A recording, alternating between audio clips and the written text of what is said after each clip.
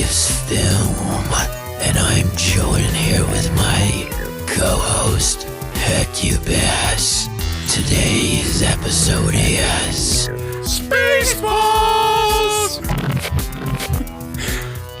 Welcome to the newly titled and long-awaited Grindhouse Podcast. I am your host, Cheese Film, and I'm joined by my co-host, Mr. Hecubus. Hello. And we have a special guest today. You may know him from his TikTok channel or the Suburban Scumbags, Mr. Randy Official himself. What an honor to be here. I really must say, I thank you, Cheese Film. Cheese Film. It's a pleasure. And Hecubus. It's a real pleasure. Shout out Suburban Scumbag. Shout out Randy Official. What about Trust Fall? Why don't you shout them out? Oh yeah, and I'm in a little thing called Trust Fall. Got a song out, Rotten Oranges, new stuff cooking up. Yes, I've listened to them many times. They're very good, and you should check them out. But today we are talking about a classic film by the great director Mel Brooks, Spaceballs. Gentlemen, how did you watch Spaceballs this week? HBO Max. His HBO Max account. Right. I have the steel book of this. It's a nice Blu-ray, nice picture quality, and it was a very, very good film. What kind of special features are on that? I had director commentary and some like set photos and stuff like that. Good stuff, very good stuff. Let me pull this up so we can talk about Spaceballs, the movie. Now, if you're a fan of Spaceballs, you might understand what that reference was. Right. But Spaceballs is a 1987 American space opera parody. It is co-written and produced by Mel Brooks. It is primarily a parody of the original Star Wars trilogy, but also parodies other sci-fi films, including Star Trek, Alien, The Wizard of Oz, 2001: A Space Odyssey, Planet of the Apes, and Transformers. A lot of these movies here we have talked about on the podcast or will talk about in the near future. Wizard of Oz is sci-fi? Kinda. It's a fantasy. To another dimension. I guess. It's got talking creatures in it. It does. I would say that's more fantasy fiction than science fiction, but I did notice that the Wizard of Oz references in Spaceball on my second time watching this. All right, so that cavern that Yodergert's in is on the same soundstage that they shot The Wizard of Oz. Oh, really? Yeah, so that stuff you saw was an actual homage to The Wizard of Oz in the place it happened. Infamous sci-fi movie, The Wizard of Oz. Infamous sci-fi, great treated cast and crew very well on The Wizard of Oz, as far as I know. But Spaceballs is Chapter 11. It starts off with the opening crawl like Star Wars. Yes, it does. It's Chapter 11. And then that huge... the ship comes by left to right, not over the top of you, but all that stuff is ILM. Yes, And it looks great. which it does look, and it's funny because we've talked about other sci-fi kind of spoofs on Star Wars and how their miniatures looked and their effects looked. This one doesn't look bad at all Because it's them. You can tell when ILM does something because they really capture great image quality. They put their backs into it. These are the peak artists of the time. Is the one about that, if you watch it and Druidia, the planet, Yes. it's literally painted. Looks very good, but you can tell that it's a painting. Yeah, that castle is a real castle. I don't know if it's... they probably optically put it in that location. Yeah. But it's a real famous castle in like Scandinavia or something. It's on their money now. But is this the first successful parody movie? It was not successful. Well, I mean, I guess in No, hindsight. because like Airplane is pretty much a parody movie, and that probably had the same kind of... It's cult movies. It had cult success, but It's probably the most well-known Mel Brooks movie. Frankenstein is its own movie, but it's kind of a parody movie. Yeah, well, Kinda. Yeah, well, it's It was a comedy spoofing the original Frankenstein. Right. But it's its own thing. It is its own thing, and it's got more direct callbacks to the Universal Frankenstein than it does Yeah, because they used all the book. same equipment. Well, the same equipment. They used the black and white film instead of a colored film. And how Gene Wilder is acting is very similar to how the original guy was acting. I don't remember his name. Shout out you. I think, though, what you're thinking of is like scary movie parody movies. Yeah. And they just didn't do it like that back then. Because the parody movie wasn't They just a had blanket comedies. comedy, yeah. Wizard of Oz. Not Wizard of Oz. Weird Al didn't come out yet, so parodies weren't big. Yeah, he did. I'm kidding. Oh, okay. But no, because I was thinking that on the second watch of in my head, this is Young Frankenstein. Now I'd put before it, but this is like what I would say the start of that kind of wave Movement. of movies, I guess, where everything was a spoof of something. I know Yeah. what you're saying, because the next movie he made was Robin Hood Men in Tights. Yeah. Yeah. Which is, like, this is a spoof movie of Star Wars, and that is of Robin Hood, Prince of Tights.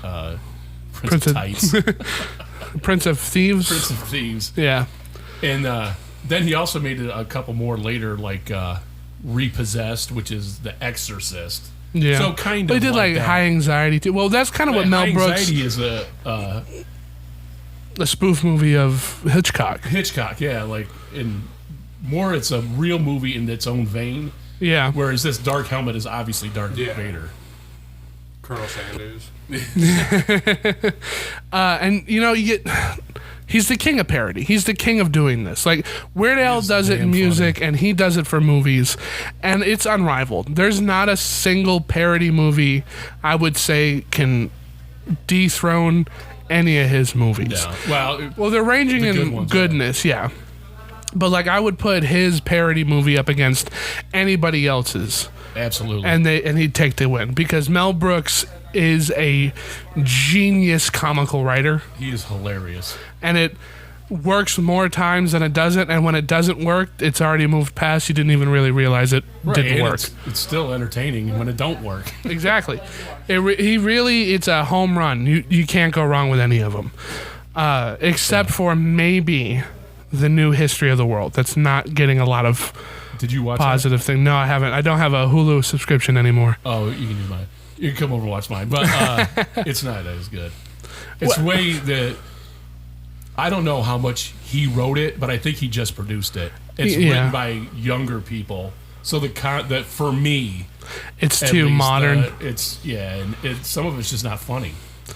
Yeah. And it's a lot of punching, whereas he's just ribbing on everybody.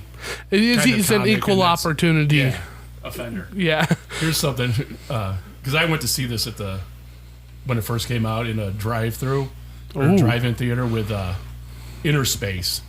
Both those movies. Then we have to do Inner Space because I don't think you've ever seen it. I've not And even it's heard of great. it. It's great. But when he was promoting this, he was on, I think it was the Tonight Show, and he said, I don't know, let's blow the shit out of space on TV. And he's like, oh, I'm sorry, I shouldn't have said space. That's the kind of funny he is. And that History of the World and these other spoof movies, they're not jokey like that. Right. And I appreciate that kind of jokiness. And it's telling that it's ribbing on Star Wars, Aliens, Star Trek, and like you can tell, but it also stands pretty solid by itself too. You don't have to have seen those movies in order to. As a matter of fact, Bill Pullman didn't see Star Wars before he made this movie, Well, look at that. which I think is incredible because he's not that much older than me, so he would have been probably a teenager, but he Yeah. had never seen any of those Star Wars movies. That's impressive. Yeah, that he. How did you miss them? Yeah, really. Because it was the height of Star Wars. It was Yeah. everywhere. So missing Star Wars and being a pretty, well, he's kind of gone by the wayside now, but it was a pretty big name back then. How would you not know? How would you not see these movies? I don't know, but he didn't. And then he purposely didn't see him. He just told Mel, "What do you want me to do?" Because this was his second movie. and Anne Bancroft is, or Anne Margaret is Mel Brooks' wife. They had seen him in a play and wanted him for it because they got these other people like Rick Moranis and huge John comedic Candy names. Yeah, Joan Rivers. Joan Rivers. So they're like, well, we'll just get a nobody.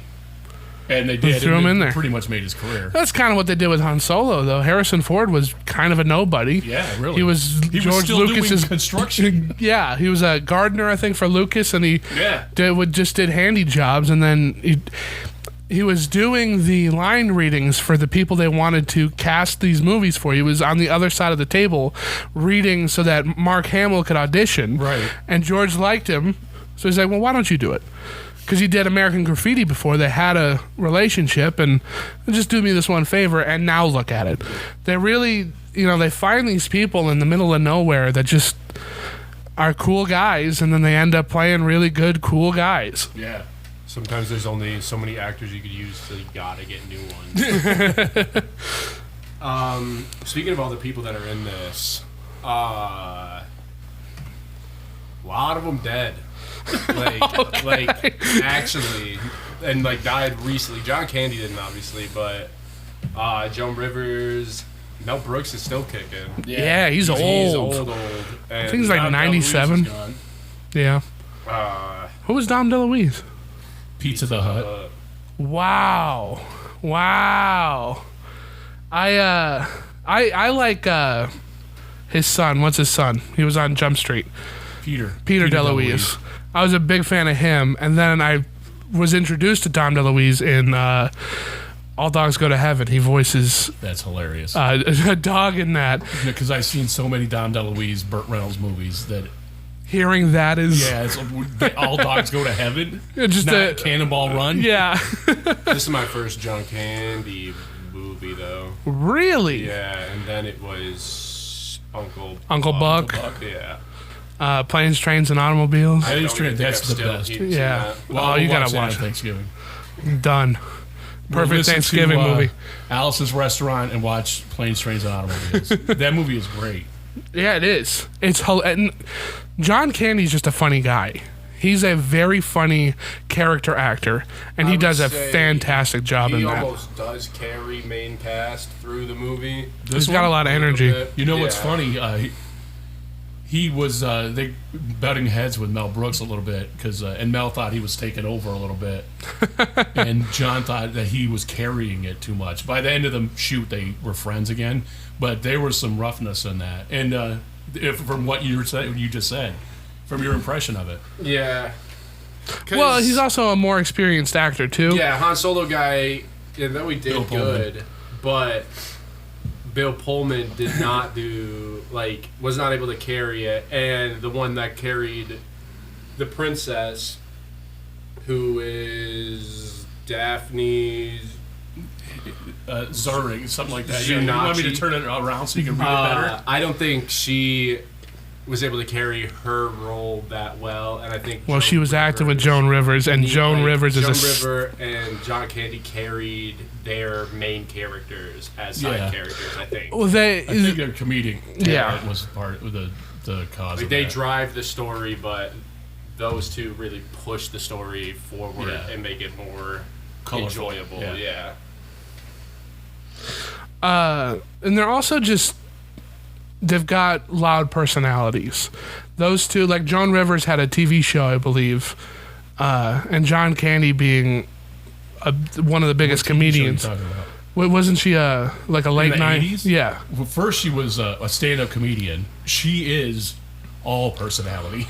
Yeah. First of all, if you watch any of her stand-up, then she was basically Johnny Carson's guest host because he would take a day off every week. Johnny Carson is what I was thinking of. Yeah, then she got Fox came out, the Fox channel, and she got a opportunity to have her own talk show. So she did do that for almost a whole season. But I thought maybe you were talking about the one the fashion one. Or no, I was talking about it's like late night. Yeah, but she used to have a talk show back probably after this. It was like 89, 90.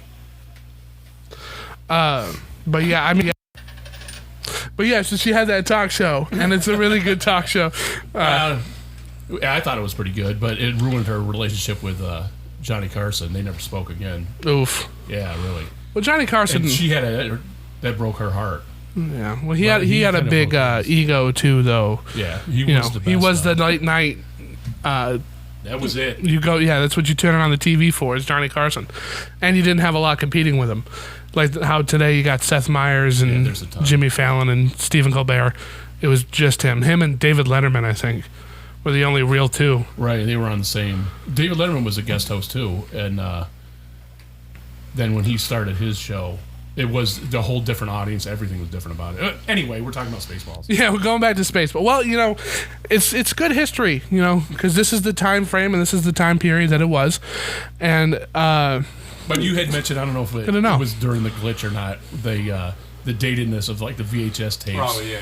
And I think that might be the best part of the movie. I freaking love that. That and when they go to Plaid and then stop suddenly and Dark Helmet slams into the thing and he's just Rick Moranis now. He's like, all right, smoke him if you got him.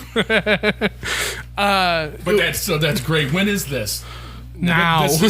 And then he's like, woo! When? It's hilarious. I think Dark Helmet almost really carry, like when we're talking, when the villains are on screen, it's good. It's great. It's when the hilarious. heroes are on screen, it's good, it'll drag. Whenever they're on screen, the villains, they're the best. They have the best bits. They have the best almost everything. The only other bit that is good that sticks is the merchandising. Which is solid because that's where we're making the money. Where the real money from the movie comes from. And that was the deal. George Lucas had read the script and was like, yeah, go for it. He loved it. But you can't make any toys because there was toys going to be coming out for Star Wars. And he didn't want to compete with them. So that's where all that merchandising stuff comes from. And it's just great. It's awesome. None of it is real. No. Except the videotape. Some of them did say Spaceballs the video.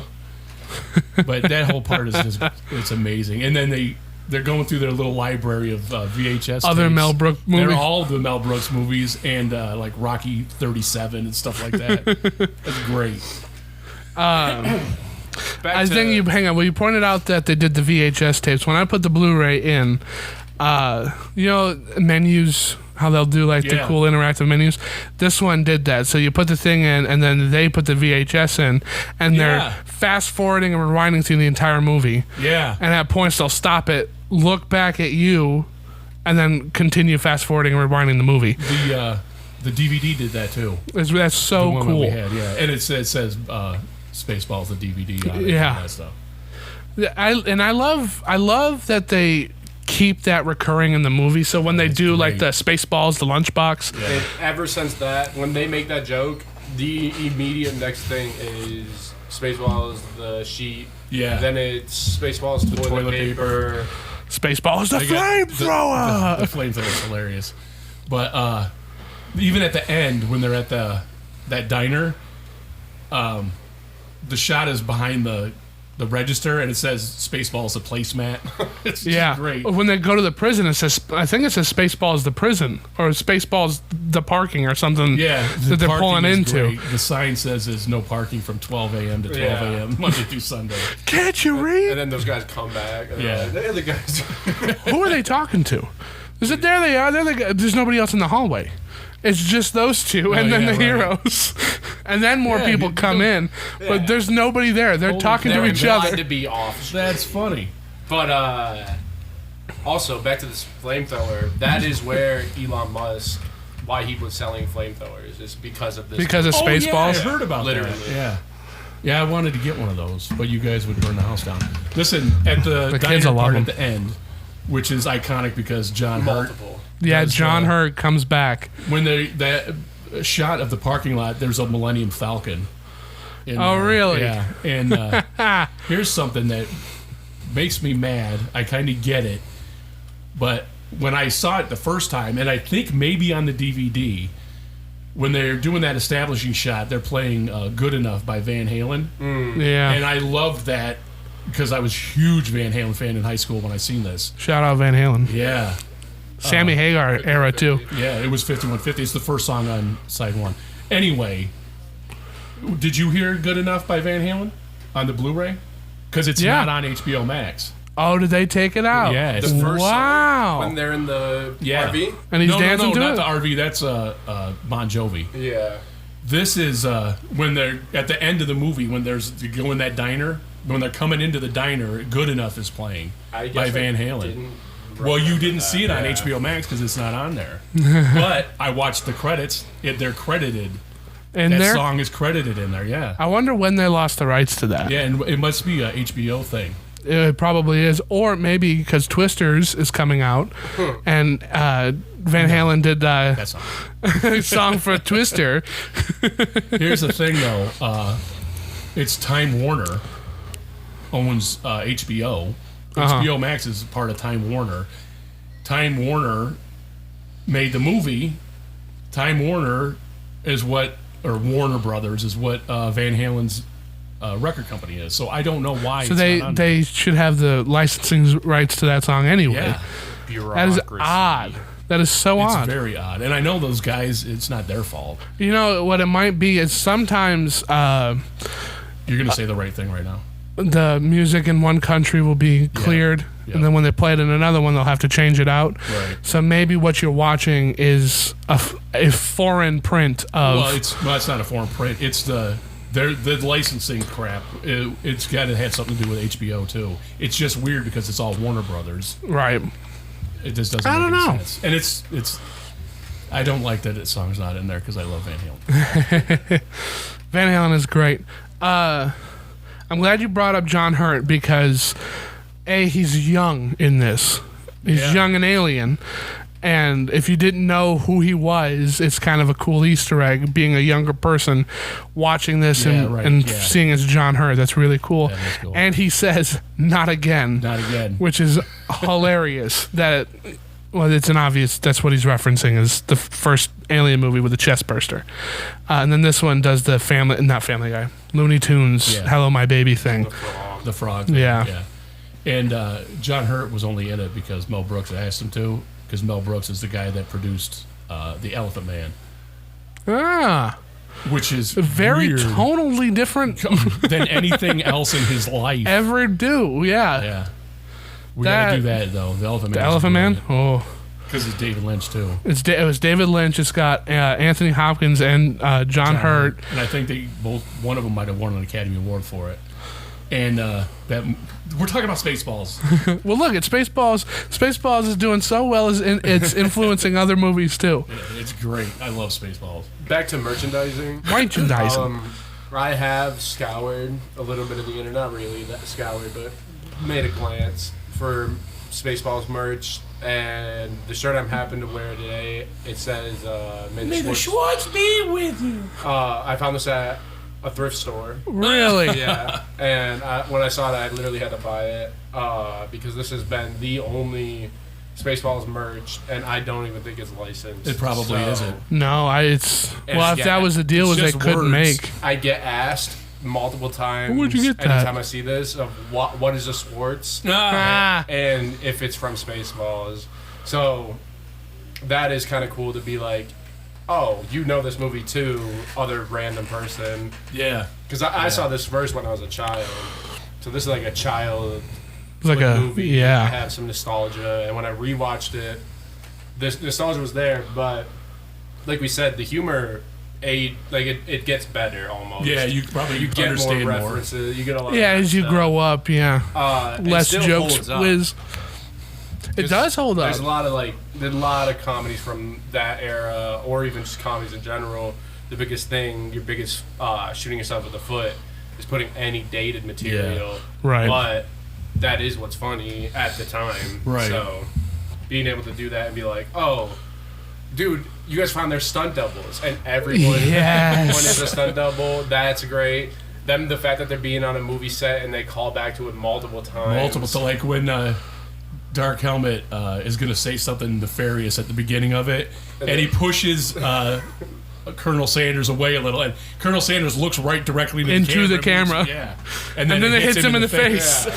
Or when in the epic climax in the battle, he cuts down when the lighting guy, and he's like, "Oh, he did it!" Like he did it. That's great. They're silly, no nonsense jokes. Yeah. That's probably why they still hold up. Is that they're like playground jokes. They're dad jokes. They're not anything like too complex. It's a step up from being like a fart joke where everybody laughs at a fart joke. Ironically, the Mel Brooks fart thing in Blazing Saddles. Yeah, exactly. That they cut out of the TV version. You guys saw this movie because I wanted to watch it, and I loved it. And I was picking on you guys because I didn't think you guys would like it at all. And every one of you guys love it. It was a big surprise to me. I'm glad. Yeah, because and then that's probably and then why. You laughed and thought it was funny and all that. Yeah, we had some smart kids back then. Yeah, back then. But this movie is a good time. This is a good watch it with your kid kind of movie. Sure, absolutely. Like kind of how Star Wars is, where you want to get your son into Star Wars or your daughter into Star Wars, so you watch it with them. This is that exact kind of thing. You want to get them into Mel Brooks. You want to get them into good comedy. You sit down, you watch Spaceballs with them because there's not anything they can't see. No, at all.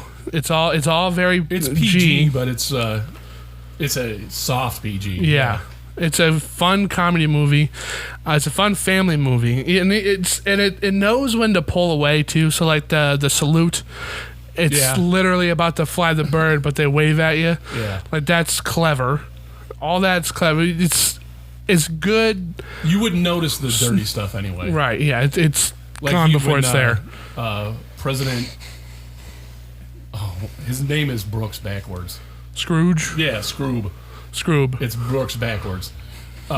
He's going to he's taking a leak.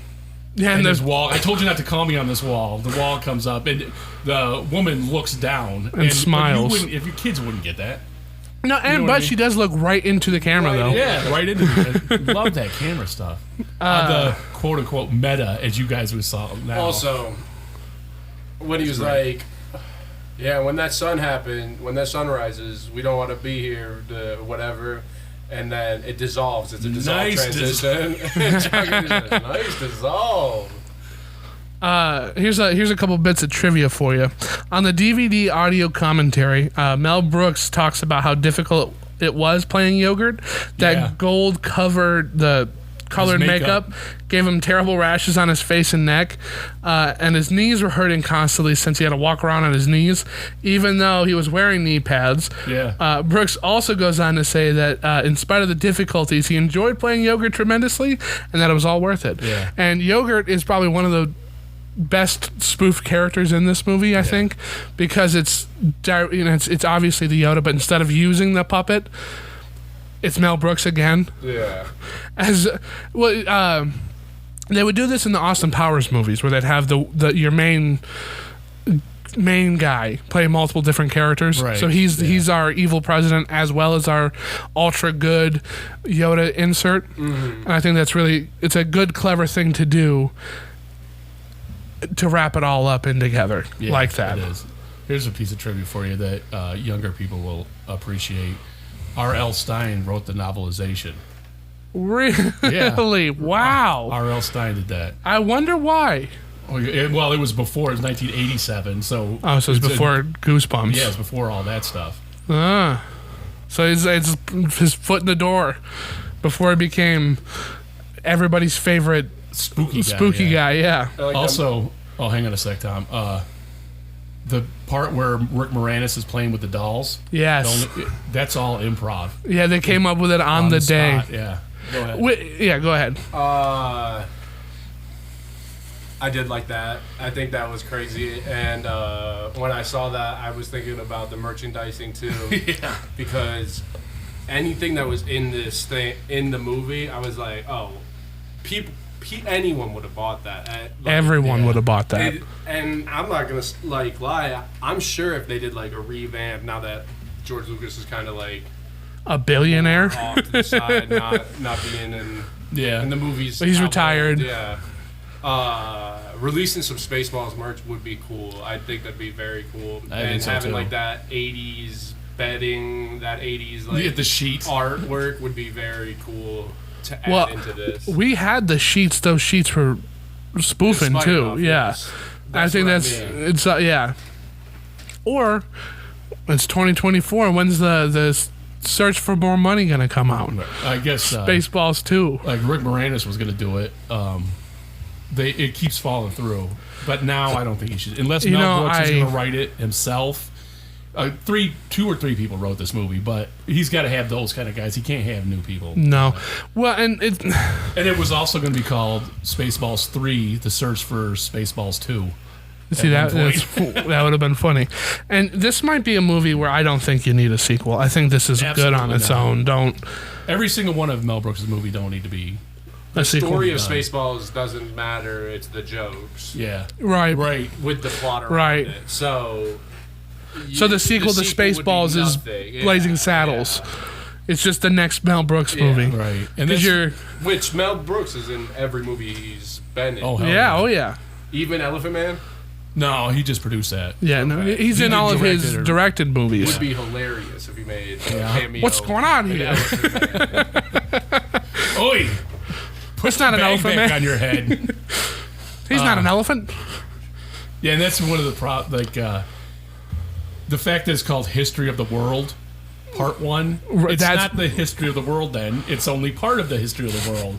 And then at the end of that movie, the trailer for the Part 2, that was all Yeah. just a joke. It was never intended to come out. It was a joke. So the History of the World Part 2, it kind of doesn't get the joke of it. But a lot of people, including myself, would have wanted Absolutely wanted to see what they more were. of that stuff. Yeah, because History of the World is hilarious. It is. Oh my god. It's almost Monty Python-y. Yeah, you Yeah, could it definitely is. see like the torch passing down from the Monty Python to the Mel Brooks era. What would you say would be like the next after that? After Mel Brooks After and Mel Brooks, 'Cause, I'm like, personally going to say Kids in the Hall, which is where I got this moniker from. But a lot of people, that's culty. It's not as popular as Mel Brooks. yeah, I think the Maybe Wayne's Brothers stuff Wayans brothers the was Michael what I was going to Myers say. probably Or era. yeah, after that. Yeah. that late 90s, early 2000s kind of. right. Yeah, with Wayne's World 2, and then also later on, Austin Powers. Austin Powers and He's in Shrek and all that. Yeah, maybe Mike Myers. but the Wayans brothers would do a lot of this kind of stuff too. Absolutely. And And in Living Color. The whole within Living shebang. Color, yeah. And he was on TV first, too, and radio, Mel Brooks. Oh, really? Yeah, and the Dick Van Dyke Show was he's like the impetus for the host of that show. I'm pretty sure it was Mel Brooks. It might have been somebody else, but he's like in with that kind of deal. He's the best. He's the best. He is a genius. So there's a scene in Blazing Saddles, and I bring this up because he really lets the editing process do a lot of the work too. Yes. Where they have the paddle balls. Oh my and god, that he's- whole meeting. Yeah, that is the funniest thing. That's the funniest piece of movie Ever. I've ever seen. It's hilarious. I so laugh every time. have you about seen that. it? No. So they bring in these paddle balls, and Mel Brooks is like trying to do it. He's really trying to do it, and he can't do it. And he's like, "Oh, I They think mine's traded broken." land for Native Americans for a box of these. Yeah. And he's like, "I can't do it. Mine's broken. I can't do it." Well, this other guy Why picks I was one gonna up, warp one. and he Harvey Korman. does it immediately, no problem. And he's like, "No, it's not. Right Here it again. is." Right again, sir. And he keeps doing it. He doesn't stop. It was improvised. He wasn't supposed to not be able to get it. Yeah. It was improvised, and it kept it. It was hilarious. Which is something. I mean, they did it multiple times. They had multiple takes of this. So when you're editing the movie, and you're like, "Oh, well, that's got to stay in," you have that last final chance to keep the humor in it, because you could have cut it. That could have been a deleted scene. That could have been just a gag reel. But it makes it makes the character that much more silly and goofy, and then adds humor to the overall movie in a way that you would have missed just doing the scene normally. So the editing process for Mel Brooks, I think, does a lot of work too, as much as the acting and the production side of it. Right. He trusts the people, especially Harvey Korman, to be what they're going to be. Yeah. And it goes on the screen. It's brilliant. He's a very smart person. Yeah. I feel like this movie felt like friend, like something I would almost make, just like a bunch of get you a bunch of friends together. Getting it up, they all are have like a that. movie. Like, yo, this is guys. We'll do this. This will be the funniest thing ever. And then, what if we made reference to? I still like the Wizard of Oz reference. Yeah. I completely forgot that was out there, but to have that even in there, and it be the same the set happens to be the exact same. I wonder if the joke happened before they knew they were getting that set. Like he wrote it into the script, or if they were like, "Oh, we're using in this set. You're filming in this set," and then he's like, "Wait, isn't?" Then they were like, "Oh, by the way, this is the Wizard of Oz set," and he was like, "Wait, what?" Frames it up. He was thinking about all those guys being on the set while they were shooting that.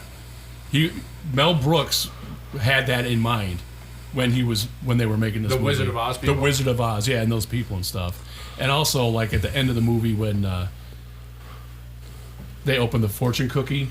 Yeah. And he's like, oh, and then he says, what a world. That's from Wizard of Oz. Wizard of Oz. That joke was referenced in a show recently that I watched, Smiling Friends, of like, oh, by the way, Smiling Friends is pretty funny. This isn't a flashback. I'm actually dead. Like, he makes that like where you see him and then you don't. That's cool. You like Smiling Friends. That's good. It's good. When they're on the sand planet and they're combing the desert, we ain't found shit. I think it's hilarious that they give Helmet a complete new outfit. Yeah, with the helmet. With a brand new helmet and everything. And it's so dumb, and I love it because he's got like cargo shorts on and a beige shirt. Yeah, he's got it's a swappable character suit. Yeah. I think that's hilarious because even the helmet looks different, and he's got the open visor instead of the slide. It's so cheesy and dumb. You can tell it's one of those things where, like, if they could make a toy out of it, they would make a toy out of it. Definitely. And it's fun to look at that stuff. Like, oh, well, like when you're doing Batman and Robin and you're watching this stuff, you're like, oh, well, that's obviously to sell a toy. But it's obviously to sell a toy, and you're not able to. Right. That's so. I loved that, and I love how he's like, well, comb the desert, and they get these huge combs. So you think we're being a little too literal? And he's like, what do you mean? What do you mean?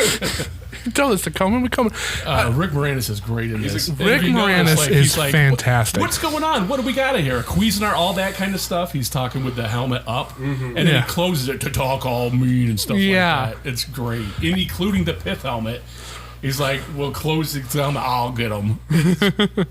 That's great. I wonder if that was written in there or if Rick Moranis did that, because it could be either one. It really could be, and I was guy's a genius too. If you watch a lot of Rick Moranis in this movie and like watch him in other stuff, like he's doing a lot of, like, I don't want to say ad-libbing, but it's like facial movements. A ton of improv. He's doing a ton of improv, but like when President Scroob comes in, he's like, 1, 2, 3, 4, 5. That's the code on my lunchbox. and they look at each other. That doesn't feel scripted. That feels like it feels like professionals, actors who know each other. Like when I was doing stage performances, that's the kind of stuff we would do just to add to the scene. It's just kind of stuff. Normally people would do that. I do that at work on the line. Someone will come out, and then we found my boss's TikTok, and he makes TikToks to one song. Oh, wonderful! Every time I hear like, "Oh, I look at the mirror, I see a great man," I'll look at my boss and then look at my coworker, just because he doesn't ever hear it, or he chooses to ignore it, which is good. But yeah, it's very real. It feels real. It feels like something the actor did on set. And it stuck. It worked. It doesn't look like they were scripted it. Of course. Like what you were saying about like you and your buddies just got together and made it. Yeah. Well, yeah, like when or even when the camera's moving in and he's like, and like he's looking into the camera. It's meta, and I just something about it that feels like it was a natural thing that he did that they kept in and added. Not that it was supposed to be there, like because he could have just stepped back. Is the doctor the plastic surgeon? Is he the dude from Ghostbusters? No, and I see what you're talking about because every time I see him, I'm like, I have to remind myself that's not Harold Ramis. Until he takes his glasses off. He looks like exactly Harold. like It's the glasses and the nose, I think. And then as soon as he reveals that it's not him, I think they did that on purpose too, because he's wearing a head thing. He looks almost exactly like it. Well, Harold Ramis. Talking about, I don't think he looks like Harold Ramis at all. Really, you don't think so? I've always thought he did. Did Ghostbusters come out after or before this? Before, way before, 7 years before, and this is '87. It came out before Ghostbusters 2. Does that help? Well, he was doing a lot of National Lampoon stuff, though. Yeah, all that National Lampoon he's stuff. He's a funny guy, yeah. And you wouldn't think he is off of Ghostbusters and he's just being a nerd. Right, but that was all his idea. Yeah. And all nerd stuff came from that. The hair, everything came from Harold Ramis's Egon. I love that movie. He's in Stripes, too, and he's nothing like... We got to do Harold Ramis later. I can go on about him. He's a genius. Well, it's a good time to talk about comedy. It's a good comedic movie. It is. It's hilarious. I also it's like slap yourself in the forehead kind of humor. You're like, oh my god, why do they do that? Like when they're trying to find the princess and she's singing in a bass tone. Yeah. Nobody knows. Like also that. Have that trope in there. Yeah. The prison. She's one step away from playing a harmonica and a crow screech, and she's because you would expect her to have a higher voice, and she's just singing low. And I also like when they're all going to sleep, and he's trying to make a move. Yeah. Dot's. Oh, there's another thing. Go ahead. Yeah, it says Virgin Alarm. Yeah, and she stops him. But I just wonder if, because you guys probably don't understand that joke. The name Dot Matrix is a joke. Is Dot Matrix not computer stuff? It is computer stuff from back then. Like, well, first of all, Dot, her name would be Dorothy Matrix. Dot is a nickname for Dorothy. But back then, up until like the 90s, that's how printers were made, with Dot Matrix printers. Oh, really? Yeah, and with the little dots. That's why it's like that. That's the joke of I didn't get that. I didn't think you guys would. I thought a dot matrix was like some sort of CPU thing. Yeah. I mean, Matrix sounds sciencey. Dot. Matrix .com. Yeah, and this was... it has nothing to do with that. Oh, yeah. 10, 20 years before .com became dots. a thing. Something I want to bring up to you, too, is... what was your favorite joke? And who is your favorite character? Barf might be my favored character this last I was going to say Barf. Because I really like that. And, here, another thing. They had their seatbelts on, and then they get up, and Barf doesn't undo his. That was on accident. And John Candy ad-libbed, oh, that's going to leave a mark. Oh, that's going to leave a mark. But I really, this time I watched it, Barf was my favorite character. I like Barf a lot. What about you? Probably Dark Helmet. Like I said, he really does, like... I don't think he has a joke that doesn't hit. Yeah. Period. That's like, true. period. Not a single one isn't funny or dated. Like, every single one hits. His mannerisms, very funny. The fact that he is supposed to be an intimidating force. He's like 4 foot. Yeah. And meek-looking guy, the nerdy-looking guy. He's got wearing a tie. And a big dime on his belt. Yeah. Is that it? That's what it looks like. It looks like a big dime. And then my favorite bit... Mine's the VHS stuff. That one sticks with me. The cones stick with me. The yogurt I even hated with strawberries is a good joke. But the last little, like... they're blowing up the Death Star scene pretty much, and everyone has to evacuate. Yeah. Now I'm glad you brought that up because that's one of my favorite scenes is when you see he gets in the pod with the bear and he's trying to clasp. Like, that's no reason for that. For there even to be the bear at all. Honorable mention joke is when Mel Brooks is running. You see him run from off camera. You run to the camera pretty much.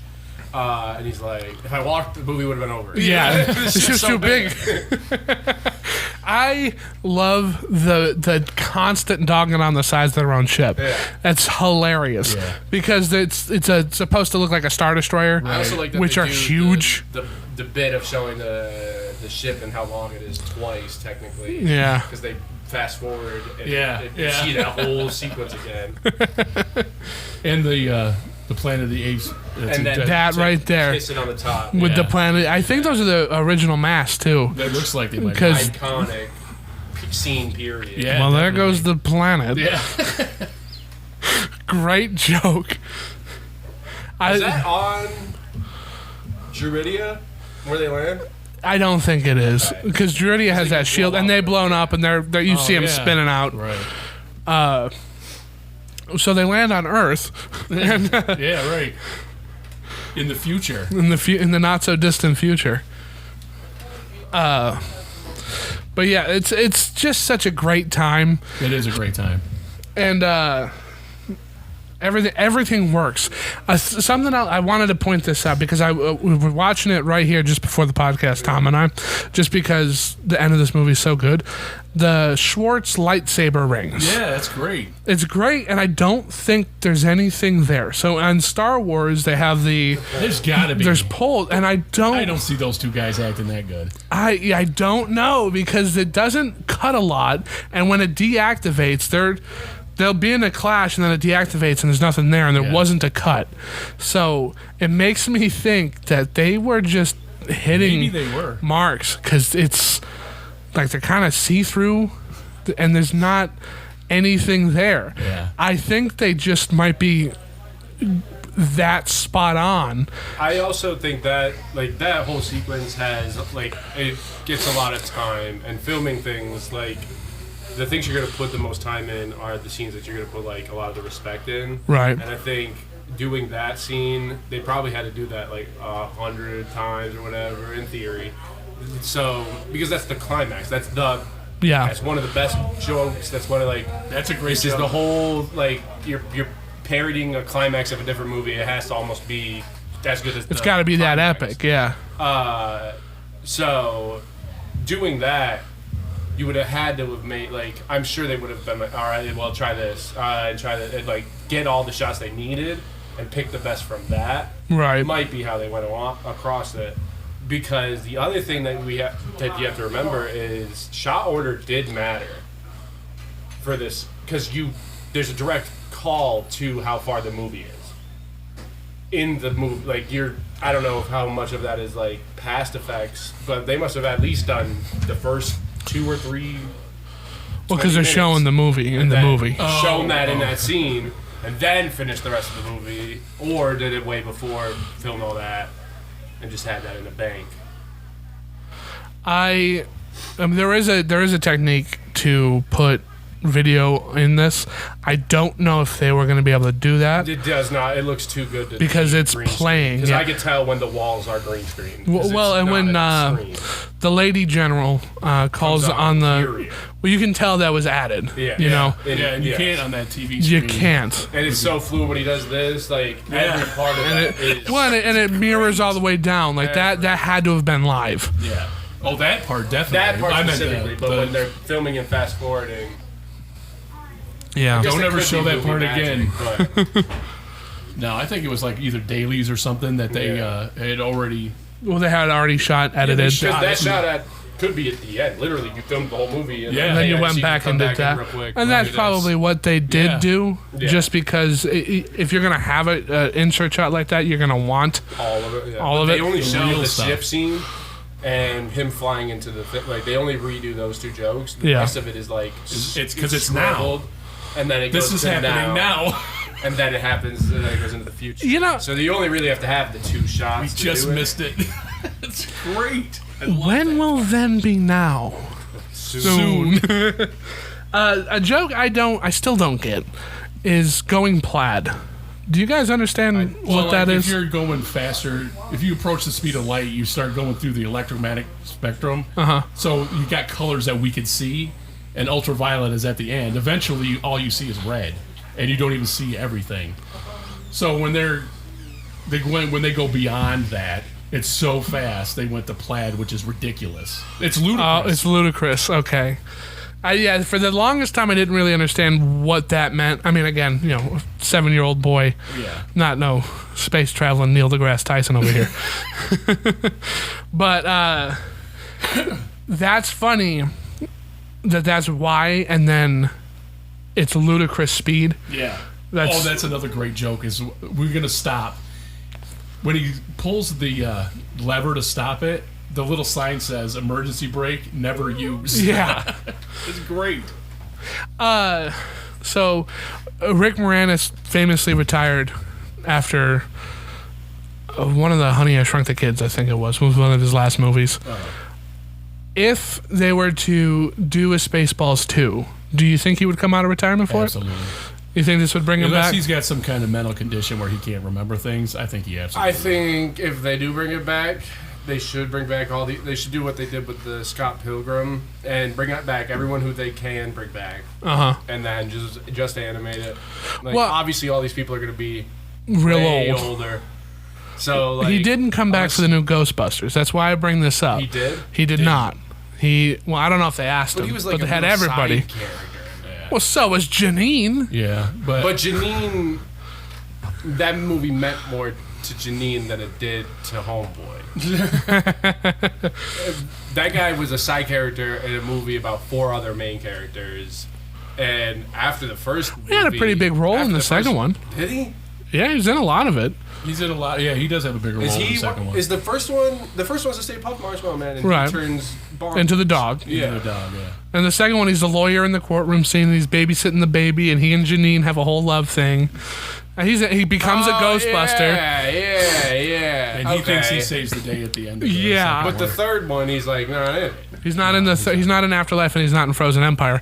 But they bring literally everybody else back, including Harold Ramis. And I wonder, and that's why I bring it up, is I don't know if he would. I think if they were to do this, cast, like out of that cast, who's your Dan Aykroyd's kind of a loony right now. That dude died, nerdy guy. Bill Murray is 100 now too. Bill Murray's He's wearing taking everything things too. He said it's like walking around with a refrigerator on your back. So I've got a replica, and they are to heavy. be like that It looks cast, good too. that cast or Spaceballs cast, I would pick the Spaceballs cast, but the Spaceballs cast doesn't have the heavy hitters it has anymore. No, and Well, you know true. what? Just make a different movie. True. Yeah, I'm. Not make a remake. See, as much as I would love to see a sequel or like a spin-off show, kind of like how we talked about Killer Clowns, you'd have to do it your own way, and it would have to be completely different. And I don't think with this one you can even really do it. I mean, you could spoof like I don't even know what you would do anymore because So, there's an exact thing that what happened. It's Jay and Silent Bob had a movie. Yeah. Right. I think it's a good movie. Kind of similar in the vein of this, where like it hits a lot of like. It has a couple big hitting jokes, and I don't think it's nearly as good as Spaceballs, but it's in the same vein. Are you talking about the reboot, Jay and Silent And Bob then they movie? rebooted it, Oh. and it's not that bad. It does not hold a candle to the first one though, like at all. yeah. They're way older. Like Yeah. the humor, for the humor. Sometimes a dated movie, the humor still works because you put yourself in that time period. Mm-hmm. If you're using same type of humor in like a newer movie, it doesn't work as much if you don't have like the aesthetic of it being old. You know what might work though? Now that you bring this up, if they did a prequel, a Spaceballs the prequel, where they parody reboots and prequels of kind of how like Scream would do, where like the next one is a parody of a different genre. Kind of do that. Have a parody of prequels to beloved franchise films. And I think that's kind of what the J.M. Silent Bob prequel. Isn't that in that kind of vein? I didn't see it. I think it's them later. I think what you would be talking about is like a Ted. Like Ted had a show that came out. Yeah, that's the prequel show. Right. But people seem to like that. That was good. Well, that's Seth MacFarlane. But you didn't watch any of it? I didn't. It's okay. It's not as funny as the movies though. No. My friends said that they liked it, but Well, it's probably not as. I don't even know why it wouldn't be as funny because it's the same people. Same people writing and directing it. I don't know. It's maybe because they got to stretch it out longer. also So they got to jam more all their jokes into it. 90 minutes. I think a lot of the problem are like media and stuff ends up doing is we will put certain things on a pedestal. So like Seth MacFarlane's humor was like the thing. Everyone was doing like it was trying. Everybody wanted to be that. Family Guy. And now it went the Rick and Morty way. And then, so like, I think just eventually people are just like, all right, it's good. I'm just tired of, like, I get your humor. I know it. I know everything that's going to happen. And I'll watch it for comfort. But people want that new. And nothing against Seth MacFarlane, but, like, his time has, like, he's doing good. But his time, as in, like, he's not the runner. He's not the forefront of it. Yeah, right. Where, when you're saying, like, Ted was funny for that period because you were on the Family Guy hype. You were on all these three. It was the Seth MacFarlane wave. It was, and you were like, "This is a good movie." Seth MacFarlane does this, but A Million Ways to Die in the West almost failed. Like I think it did. I don't think it failed. Keep watching it. Like I still haven't finished it. But Ted 1 and Ted 2, I did watch to the finish. So yeah. If they were to remake this today, who would you want to direct it? him because he's alive. Yeah, right. Yeah. I would even put the dude who does Curb Your Enthusiasm on there. I feel like he might be able to. You're talking about Larry David. Larry David? Yeah, I don't know if this is his kind of thing. I don't either, but because I think that show is mostly improv, and the whole thing is somehow you got to be mad at me before the end of the scene, and he does everything he can to make people pissed off at him. This might be a little hot take, but I think Sandler and his friends would make a really funny Spaceball movie. Adam Sandler. Sandler gang. Oh, him and yeah, they could. I think that group, the group of comedic friends, I think would do a great job. Yeah. I mean, his movies aren't well received. You know, people don't love them. They make a lot of money. They so make, it's all just bullshit. There's a new that guy's making bank off Netflix. He's got 3 or 4 new movies from that, and I do like the new Spider movie that he was with in space. That movie was pretty cool. Was it? I haven't seen it. I saw the Who Done It with him and Jennifer Aniston. Hey, your mother liked that too. And I saw that with Sarah. It's a good, but that's what I'm saying. Like but he would do like a good pseudo Lone Star almost. Well, those actors are they're getting old, but they work good together, and nobody is above doing the dumb joke. A thing on your little prequel though is you'd have young Lone Star, which could be the guy who did Lone Star Adventures. Willy Wonka in the new one. I don't care. Yeah. Timothy Chalamet. Irrelevant, because he just needs to be able to get a big name now. Set up punchlines for other people. Right. And Tom Holland. You could do that where.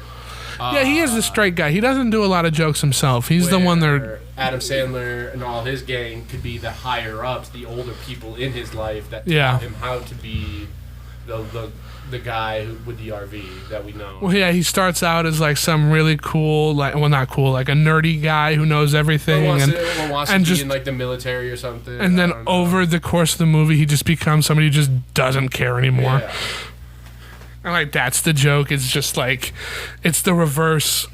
Because eventually, like that workplace humor of being like every day the same people are like, you okay? If you're not 100% joking with them, you're like, eventually you're just like, I don't care, dude.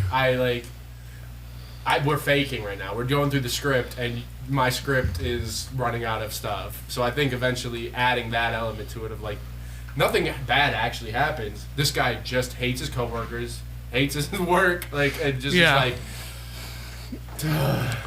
Well, what would take a drink? I'm gonna go. I gotta go find more money. What would you have the parody of the prequel be? What would be your genres? Ooh, what if you did Space Office? Spaceballs The Office. All the Adam Sandler people could be the people around there. It wouldn't be the office, but it'd be like an office situation. Get some other big name comics. Because they've got a lot of, not a lot, but they got a couple cameos in this. The technician guy, the heaps and the sweeps and the jeeps guy. Big. Michael Winslow. So you can have something like that and just have cameos from other big names or even smaller names like the Impractical Jokers. What are they doing right now? But to end this wonderful episode 1 of season 2, by the way. Can I ask a question to end it? Okay? Go right ahead. What movie would you pick that he hasn't done already? Would you guys pick for Mel Brooks to spoof, like in theory, like your dream Mel Brooks spoof? Mine, when we were talking about it, I think Planet of the Apes would be a cool, like a funny, if he took that. Definitely could be. And made it he what spoofed he was. Planet of the Apes. I think that'd be a crazy good movie. I think that'd be awesome. I think he would do a really cool murder whodunit, and then they were fewer kind of thing. Yeah, that would be good. Yeah. I don't know if he has done one. I haven't seen one if he has, but I think he would do high anxiety kind of whodunit-ish. But I mean like a dinner table, Agatha Christie one. Hercule Poirot. How do you say his name? It's French. Oh yeah. Hercule Poirot. Yeah. Yeah, that's how you pronounce his name. Is I can't do it. But yeah, so I would do a dinner mystery murder party. That would be cool. I would like it if he did that. Yeah. What about you? No, that would be it. And then what I would want him to do is, if he didn't, even if he did that, that genre of murder mystery, but basically pitting his humor people against modern humor people. Yeah. And like showing how basically they hate each other. And just being jokey with each other like that, I think that could be really good. Yeah, that'd be kind of funny too. Take on modern times. Yeah, and have it be in good faith. Yeah, not killing each other. Good natured ribbing. Yeah, I think low key, I'm going back off that is like a back of house, like a kitchen staff, like where you get that genuine mix of old people. Because I work with like 30, 40 people, 30, 40 years old people, and their references sometimes literally go over my head. And I work with 19, 20-year-olds, and I get more of their references, but they literally collide, and they'll be like, man, you all are too soft, and yada yada, and in my time, and then everyone younger's like, it's just not funny. And that actually happens. I think that'd be a cool concept. I think that'd be the best is young versus old kind of thing. Yeah. I'd do like a Guess Who's Coming to Dinner, and it's like a young comedian and an old comedian. Yeah, it could be like that. That'd be a good framework for that. Vehicle framework. Yeah, that's what I was thinking of. But this didn't do good when it came out, but I still gave it 2 thumbs up. I gave it 2 thumbs up today. I'd solid 5 out of 5. 2 thumbs up. Highly recommended. Through with 5s. I think it's 5 out of 5, especially for 80s movie. Holds up. It's a parody movie. It looks good. It's a parody movie. Doesn't take itself too seriously. Doesn't take itself not serious enough. It's like that happy middle. You get a lot of great jokes. Got a lot of good shots, genuinely. Well, here, I'll tell you this. We've been talking for about an hour now, and we haven't talked about any of the camera work, lighting design, other characters in it. That's how big this movie is. We've been talking for so long, and there's still more stuff to talk about. Yeah, really. It's like the Emperor guy. We haven't spoken anything about him. The king president? The king of the princess's father. Yeah, but the princess's father and King King Roland. Played by Dick Van Patten. Also, small little detail, we didn't talk about this. Her first name is Princess. Yeah, right. Yeah, like it's not. And she's marrying Prince Valium, not Prince Valiant, and he's always falling asleep. Falling. There's checked out the so movie. much. You gotta check it out. You've got to watch it for yourself. It's on HBO Max. You can get the Blu-ray. It's at Walmart. It's at Walmart. everywhere. It's everywhere. And do yourself a favor. If you haven't seen Spaceballs, watch it because it's an hour and a half and it doesn't feel like an hour and a half and Good time. it's a great time. This has been Cheese Film and Hecubus. And Randy Official. Shout out Trustfall. Shout out Randy Official. Shout out Suburban Scumbags. and this has been the Grindhouse Podcast. Spaceballs. Watch out.